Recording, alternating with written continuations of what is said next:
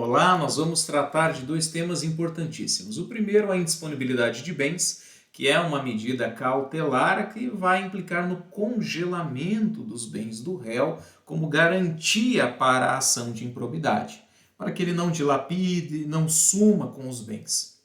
E o segundo ponto, a declaração anual de bens, como requisito, condição indispensável, inclusive para assumir o cargo público, condição de posse e exercício. Para quê? Para que haja um acompanhamento patrimonial do agente público, não é verdade? Então, para assumir um cargo público, você precisa apresentar a declaração de bens que foi apresentada à Receita. Professor, mas se eu não tenho declaração de imposto de renda, normalmente a maioria dos concurseiros não é contribuinte do imposto, então vai ter um outro formulário lá para preencher, mas vai ter que apresentar uma relação de bens. Primeiro cargo público meu, eu declarei lá 5 caixas de livros, R$ 200 na poupança, um carro velho, assim, normal, né? Hoje o professor declara, graças a Deus, imposto de renda todos os anos, né? A gente paga imposto, mas fica feliz de estar numa condição melhor de vida. Tá certo? Então vamos tratar desses dois assuntos, responder algumas questões. Vem comigo, sem perda de tempo, artigo 16 da LIA, artigo 16 da Lei de Improbidade. Na ação por improbidade administrativa, poderá ser formulado antes ou durante a ação, olha aí, em caráter antecedente, antes da ação, ou incidente durante a ação, o pedido de indisponibilidade dos bens dos réus. Para quê? Qual o objetivo? Qual a finalidade? Tá aí, ó, garantir a integral recomposição do erário, o erário são os cofres públicos, ou o cofre público, ou do acréscimo patrimonial resultante de enriquecimento ilícito, ilegal. Então, basicamente, recomposição ao erário e acréscimo patrimonial do enriquecimento ilícito. São essas duas grandes finalidades. Tá bem? O Ministério Público pode pedir também à pessoa jurídica interessada, né? Inclusive podem ser alcançados aplicações, contas e bens localizados no exterior, de acordo com os tratados internacionais de que o Brasil é signatário. De fato, o Brasil assinou a Convenção de Mérida, lá do México, na qual ou pela qual ele se comprometeu, o país, o Brasil, a combater a corrupção. Esse é um compromisso internacional, que não é só nosso, mas de muitas ações, muitas nações por todo o mundo. Essas nações se comprometem em tratados internacionais e colaboram umas com as outras para recuperar dinheiro sujo, para recuperar bens auferidos, adquiridos de forma ilícita, nos mais das vezes, ou no mais das vezes, por atos de corrupção. Tá bom? Então estamos tratando aqui da indisponibilidade, que tem uma função acautelatória. Ela é uma medida cautelar. Por que cautelar? Porque ela tem a função de garantir a integral recomposição dos cofres públicos ou desse acréscimo patrimonial decorrente de um enriquecimento ilícito. Beleza, gente? Isso é tranquilo, né? Não há grandes dificuldades, não. O artigo 16, parágrafo 3º, diz que esse pedido só vai ser deferido, só vai ser autorizado pelo juiz, se ficar demonstrado um perigo de dano irreparável ou risco ao resultado útil do processo. Ou seja, tem que ser demonstrado concretamente qual é o risco do réu de lapidar os bens, né? Ou simplesmente não ter condições de recompor o patrimônio por culpa dele. Tá certo? Então, perigo de dano irreparável ou risco ao resultado útil do processo. Claro, o juiz tem que se convencer, né, de que aquela ação tem uma probabilidade boa de ser procedente, de que de fato há indícios sérios da prática de improbidade e, como regra, ouve-se o réu em 5 dias. É isso mesmo, professor? É isso mesmo. Então o juiz manda lá uma cartinha para o réu, uma intimação para o réu, falando, olha, estão pedindo congelamento dos seus bens aí, o que você tem a dizer? E ele não vai sumir com os bens? Pois é, essa é a grande questão, né? Diz o parágrafo 4º que a indisponibilidade pode sim ser decretada sem ouvir previamente o réu. Quando comprovadamente né, o contraditório, a oitiva do réu puder comprometer a efetividade da medida, ou houver outras circunstâncias que recomendem a proteção liminar. Mas a urgência não pode ser presumida. Não pode ter argumento genérico. Eu acho que o réu vai dilapidar os bens, eu acho que o réu vai sumir com os bens. Tem que demonstrar concretamente. Olha, o réu já está anunciando os bens dele aí no site. Aqui no Paraná a gente fala picareta, né? O povo aí já estão vendendo os bens do réu aí, está anunciando na praça. Então eu tenho elementos concretos de que ele está se desfazendo desses bens e, portanto, há um risco ao resultado útil da demanda, claro, concretamente. Aí eu posso decretar sem ouvir o réu. Tudo bem? Mas essa urgência não pode ser presumida. Faz-se necessário indicar elementos concretos, elementos que recomendem a proteção liminar ou elementos que tragam a ideia de que o réu está dilapidando os bens, está se desfazendo dos bens, de que se ele for ouvido ele vai frustrar a medida. Tudo concretamente, tá bom? Ainda, o que nós temos no parágrafo 5º, tá, pessoal? Que se houver mais de um réu, isso é óbvio, a soma dos valores da indisponibilidade, a soma do congelamento, não pode superar o valor indicado como dano ao erário ou enriquecimento ilícito. Explica, professor, vamos lá. Tem uma ação de improbidade em que o Ministério Público ou a pessoa jurídica interessada fala: o dano ao erário foi de 1 milhão. São 5 réus. E eu quero bloqueio de 2 milhões. Opa, tem problema aí. Tem coisa diferente aí. Qual, professor? Se eu falo que o dano é 1 milhão, como é que eu vou pedir 2 milhões de congelamento? Não dá. Não dá. A somatória dos valores indisponíveis não pode superar o montante do dano ao erário, nesse exemplo, ou do enriquecimento ilícito. Há um limite para o congelamento de bens. E esse limite diz respeito aos valores indicados na petição inicial, aos valores indicados na ação. O dano ao erário foi 1 milhão, então os bens congelados, a serem congelados, têm um limite de 1 milhão. O réu se enriqueceu em 500 mil, então o limite para o congelamento são 500 mil. Tudo bem? Tem que haver uma proporcionalidade aí na decisão e nos valores declarados indisponíveis. Agora aqui tem outras regrinhas, né? O parágrafo 6º fala que o valor da indisponibilidade considerará a estimativa do dano. Isso aí a gente já viu. A diferença está aqui, é permitida a substituição por uma caução. O que é uma caução, pessoal? Uma garantia idônea, que pode ser, por exemplo, uma fiança bancária, um seguro garantia judicial, sob iniciativa do réu. É o réu que pede: olha, congelaram meus bens, mas eu tenho aqui um seguro garantia. Vai lá, junta esse documento e caso, o réu não pague, o seguro garantia cobre o valor. Tá bom? Outro detalhe. Vamos pensar aqui que na petição inicial, no começo do processo, se declarou em 1 milhão o valor lá do dano ao erário. Mas, durante o processo, foi se readequado para 500 mil. Gente, eu posso reduzir o congelamento de bens para 500 mil? Claro! Como é que chama isso? Readequação durante o processo. Se lá no início se pensava que era 1 milhão, mas durante o processo o réu vem e o réu prova que não é 1 milhão, é 500 mil, descongela o resto, descongela a metade, fica só os 500 mil congelados. Não faz sentido ter mais bens congelados do que o valor do dano a ser ressarcido. Não faz muito sentido, gente? Então, a indisponibilidade acompanha essa estimativa do dano. Beleza? E se o bem for de terceiro? Eu posso congelar? Posso. Mas eu preciso demonstrar que o terceiro efetivamente concorreu, que o terceiro tem participação. No quê? Na improbidade, claro. E se for pessoa jurídica, se for uma empresa, eu tenho que instaurar um incidente. O que é esse incidente? É um outro processinho. Que se chama desconsideração da personalidade jurídica. Eu vou provar para o juiz, Ministério Público ou pessoa jurídica interessada, que aquela pessoa jurídica, que aquela empresa está escondendo, está sendo usada para a prática de improbidade por meio do sócio, por exemplo.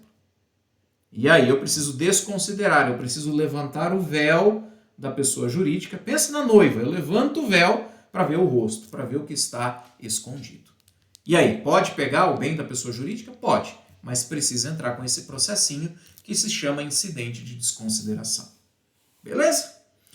Bom, pedir para o juiz, né, para indisponibilizar os bens, pedir a indisponibilidade, pedir um congelamento. O juiz deu ou não deu, concedeu ou negou, deferiu ou indeferiu, o recurso cabível é o agravo de instrumento. É o agravo de instrumento. Mas o que eu quero chamar a tua atenção é o parágrafo 10. A indisponibilidade recai sobre bens que assegurem, olha aqui a palavra, exclusivamente o integral ressarcimento do dano e não incide sobre multa civil. Então, multa não entra na indisponibilidade, multa civil não entra e nem o acréscimo patrimonial lícito, acréscimo patrimonial honesto. Por que o senhor está insistindo nessa palavra lícita? Porque vários alunos não conseguiam enxergar esse L. Ah, professor, mas isso é óbvio, né? Se tem lá, por exemplo, um prefeito que ele tem os seus comércios, as suas atividades, e ele teve um problema lá de improbidade, por exemplo. Eu vou congelar bens das atividades lícitas dele, das atividades honestas dele? Não. Eu vou congelar bens daquilo que tiver ligado a eventuais problemas, eventuais improbidades, falcatruas, desvios. Agora, o prefeito lá, por exemplo, ele planta soja. O vereador lá tem uma revenda de automóveis, tem uma concessionária. Atividades lícitas, que não tem nada a ver com a acusação de improbidade. Então, o congelamento não pode pegar esses bens, porque esses bens não têm nada a ver com a improbidade, tá bom? São atividades lícitas, honestas, permitidas, normais. Beleza, gente? Então, atenção para esse detalhe. Os meus alunos não conseguiam enxergar a palavra lícita, por isso que eu chamo atenção. E agora vem o bizu, né? Vem o mnemônico, o macete. A ordem da indisponibilidade deverá priorizar. Isso está na lei. Fala, meu Deus, como é que eu vou decorar isso aí? Isso é 6 itens, né? Mas eu tenho um macete para você. E o macete é vem beber no meu AP. Ou para os mais antigos, baby, né? Baby também dá certo. Bebê é uma palavra carinhosa que eu vejo muitos jovens usarem, né? Tem até em música sertaneja, etc. E você chama aquela pessoa querida, aquela pessoa que você está afim, para ir no seu apartamento. E chega lá e quer convidar para aquela viagem dos sonhos. Como último recurso, tem lá uma mala de dinheiro para fazer a lua de mel, se a pessoa aceitar viajar contigo. Então, qual que é a ordem? Vem beber no meu AP. Se nada der certo, aí abre a mala, vamos viajar. V de veículos. BB ou baby, bens imóveis. Baby fica até melhor aqui, né? Baby, bens imóveis. E o outro B, bens móveis. Por isso que eu falei baby, começa com BI, né? Bens imóveis e depois bens móveis. E aí, claro, semoventes, navios e aeronaves. No meu, não tem nada. AP. AP são ações e cotas. E o P de pedras e metais preciosos. Vem beber no meu AP. Veículos, bens imóveis, né? Ações e pedras e metais preciosos. Se nada der certo, aí apenas na inexistência desses bens anteriores, o bloqueio de contas bancárias. Aí vem o cifrão. Em outras palavras, o bloqueio de contas bancárias é a última medida, é a chamada última ratio. É a última tentativa do indivíduo, né, do Estado, em pegar bens. Não é o primeiro. Primeiro, o juiz vai procurar veículos. Ah, não tem. Não tem? Então vamos para imóveis, vamos para o cartório.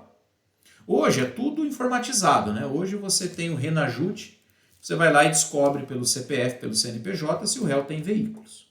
Se tiver, você já bloqueia ali, tá bom? Depois os imóveis, na sequência os móveis, aí você vai para ações e cotas, pedras e metais preciosos e, se não achar nada, aí contas bancárias. Vem beber no meu AP.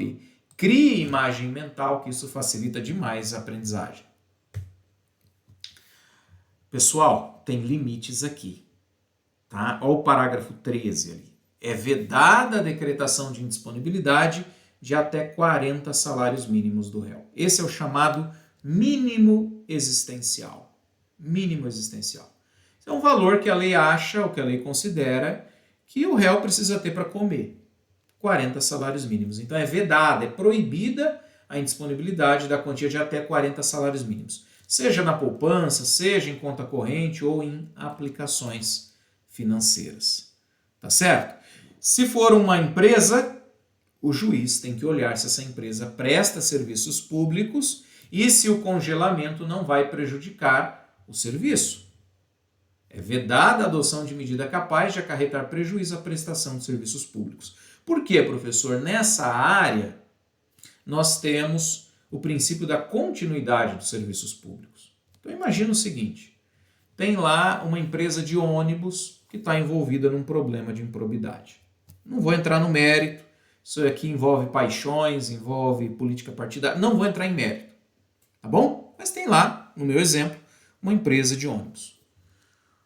O juiz pode decretar a indisponibilidade dos ônibus? Ele pode congelar? Pode, mas ele tem que olhar se vai ter prejuízo ao serviço. Ele vai recolher o ônibus no pátio ou ele só vai bloquear, por exemplo, a venda? Ah, ele só vai bloquear a venda. Tem prejuízo à prestação de serviço público? Vai deixar de rodar o ônibus? Não, não vai. Não vai. Agora, vamos pensar o seguinte. Os ônibus já são velhos. Precisam ser substituídos. Precisam vender o ônibus velho para comprar o ônibus novo, porque o ônibus velho está quebrando, está deixando gente no ponto de ônibus esperando. Aí, se eu indisponibilizar esses ônibus, vai ter prejuízo à prestação? Vai. Então é caso a caso. Ah, professor, mas daí pode vender o ônibus velho com compromisso, né, já bloqueando o ônibus novo? Pode. Então tudo é caso a caso. Tá bem? Inclusive o bem de família. Você sabe que o bem de família é aquele imóvel residencial que serve para moradia. Eu posso congelar esse bem de família? Como regra, não. Como regra, não. Está lá no parágrafo 14. Só que as bancas pedem as exceções. Então, é vedada a decretação de indisponibilidade do bem de família, salvo, claro, se ficar comprovado que o imóvel é fruto de dinheiro sujo, que o imóvel é fruto de ato de improbidade, que o imóvel é fruto de vantagem patrimonial indevida. Ah, professor, mas aí também pudera, né? Eu sei. Mas o óbvio precisa ser dito. Esse parágrafo é o óbvio. Como regra, você não congela o bem de família, salvo se esse bem de família foi fruto ou é fruto de vantagem patrimonial indevida. Por exemplo, de propina, né, de dinheiro sujo. Sobre a declaração de bens, eu falei no começo da aula, o artigo 13 fala: após o exercício do agente público, ficam condicionados à apresentação da declaração do imposto de renda. Se não declara, aí tem um outro formulário, como eu expliquei. E essa declaração ela é atualizada ano a ano. Anualmente, também na data em que o agente público deixar o mandato, cargo, emprego ou função. Para que isso?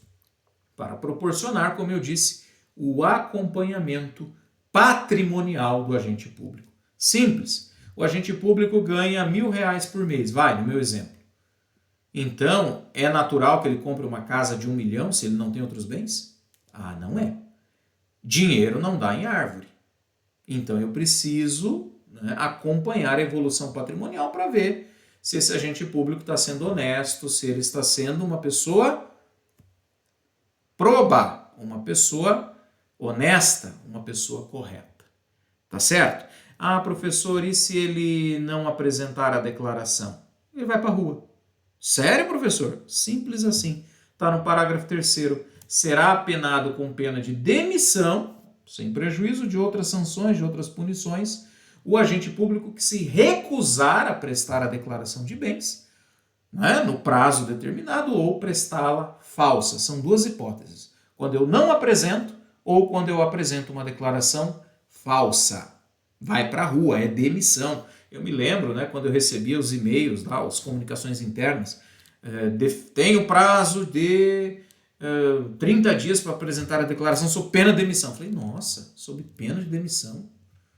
Caramba, né? Precisa ser rude assim? Não dá para ter carinho? Não, não dá. Não dá porque está na lei. Será penado com a pena de demissão se você, enquanto agente público, se recusar a prestar a declaração de bens ou prestá-la falsa. Inclusive, eu volto a falar. Quais são os momentos? Quando chega, quando sai e todo ano. Quando chega, quando sai e todo ano. Beleza? Olha a perguntinha aqui, ó. Esse tema chove nos concursos, tá? O senhor X, servidor público estadual, recusa-se a prestar a declaração de seus bens no prazo determinado, sob a alegação de que a informação está acobertada pelo sigilo fiscal. Olha o blá blá blá, olha o canto da sereia, né? Olha a casca de banana. Sigilo fiscal, não sei o quê. Tem nada a ver. A lei diz que tem que apresentar, que isso não tem nada a ver com sigilo fiscal. Então, nesse caso, o senhor X não será punido? Errado. Letra B, será punido com a pena de demissão sem prejuízo de outras sanções cabíveis. Essa aqui é a letra B de bola. Deixo em negrito para você e falo, principalmente banca VUNESP, estude com carinho esse tema. Beleza, gente? Nós terminamos mais este bloco. Qualquer dúvida, o professor fica à disposição no @prof_Ferdinando Scremin. Valeu!